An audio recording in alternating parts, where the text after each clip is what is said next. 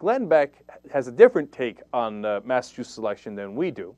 He thinks that after the election that Obama's going to get pressured from the left, but that the left is dangerous. No, it's not the right-wingers that shot up the Holocaust Museum, shot the cops in Florida, shot the cops in Pittsburgh, and the list goes on and on. No, apparently it's these left-wingers who, oh, by the way, shot the abortion doctor. All the violence that's happened. I haven't seen any left-wing violence. But in Glenn Beck's mind, he says he's concerned about Obama because of possible left-wing violence and the reaction from this election.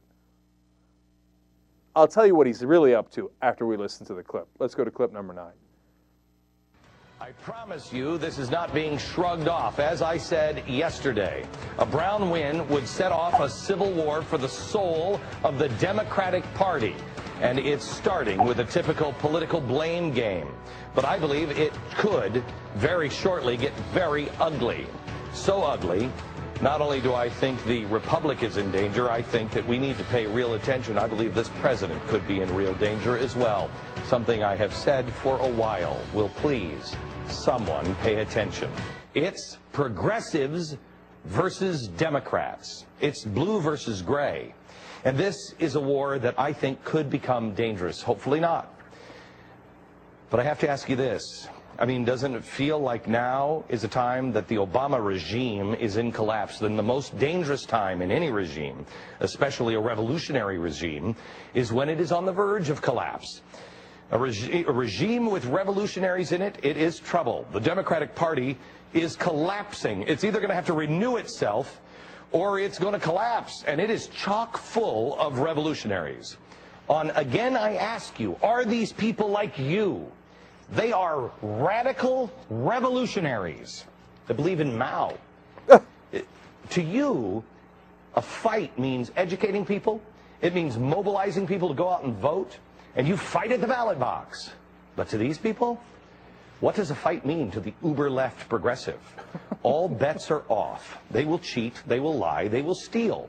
And they have in the past blown things up if it helps them win.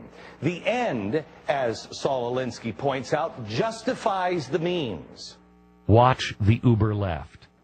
Pray that Obama moves to the center. If he does, pray that the Secret Service care for that man. That man is never left alone. He has invited 9/11 truthers into the White House and into his administration. If they believe that he's just another one of these guys, he is in danger. Now, look, that's smart in a couple of ways. Now, you say, wait a minute, that sounds psychotic, not smart. Why is it smart? First, he doesn't give you any facts. He doesn't back it up, but he keeps saying the words over and over until your program.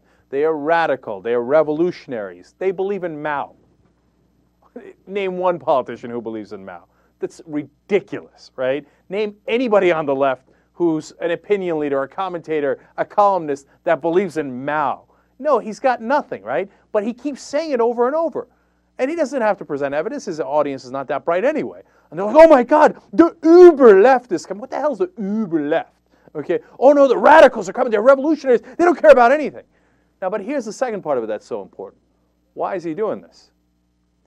He, on the one hand, subtly encourages violence, and we've covered, dozens of those clips where he's like, you got to do something. You got to do something. This is a radical regime, and our country's in danger. Make sure you act, right?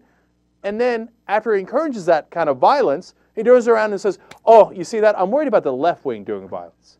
Why? Because if there is violence, he's going to say, guess what he's going to say? The left wing did it, not the right wing. That's what he's setting up. And that's why it's a very, very dangerous game that he's playing.